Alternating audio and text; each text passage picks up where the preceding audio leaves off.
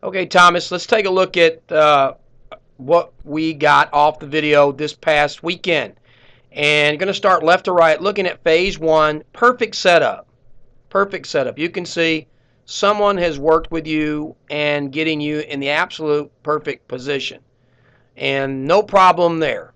It's in route to phase two when everything breaks down. And that's where working on the high T drill, working on keeping our closed foot. Now, we're going to begin the process of breaking this phase two down because we can't get into phase three, which is the entry point to contact properly with what we see on the right in phase two. So there's a breakdown, a significant breakdown, and it's going to be really simple to fix, actually. This is because here's the deal. With a kid your height and your size, you're able to get, should be able to get down and get to the inside of just about every single ball that's thrown to you.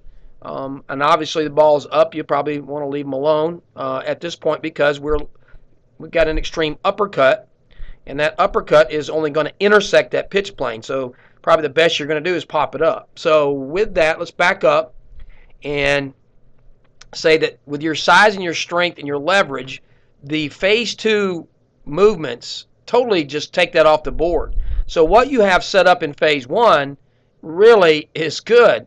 What happens in phase two takes all the advantages that you have in your size and strength, again, off the board. Without being redundant, let me go on and let's just talk about what we need to see. I'm going to start with the red box that you see right back behind your head. That's where I want your hands to travel to at this point at phase two.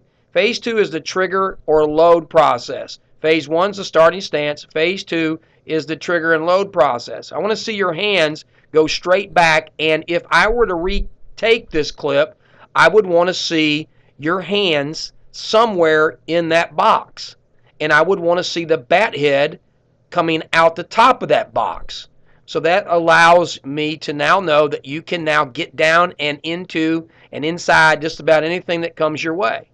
All right, but as you can see with the indication of the yellow arrow, your first movement from phase one to phase two is to just drop your hands like an anchor in the water. And that's going to create the blue arrow low to high. Nobody can hit like that. Not you, not anybody. And so the real instigator of it, moving to the front side foot, yellow arrow, is that little thing right there.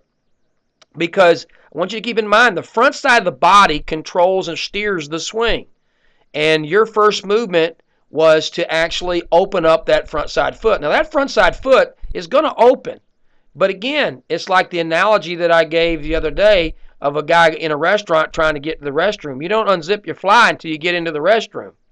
Well, that front side foot shouldn't open up until you get to the contact zone, which is out there near the belt and forward.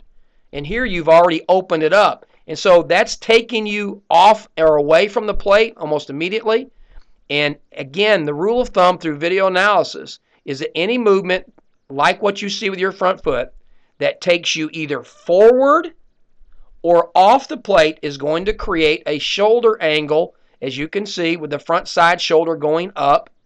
And if the front side shoulder is going up, then you can see the tilt in the shoulders. The hands are going to drop. And now we're going to be approaching the contact zone from a preset low position to a high, which means nothing but uppercut through the pitch plane, which is not what we want. We want to be with our hands up in the red box, with the knob and the pivot or the backside and the hips coming in together and driving to that pitch plane so we can plane out on the ball a little bit longer, then eventually get some lift in there.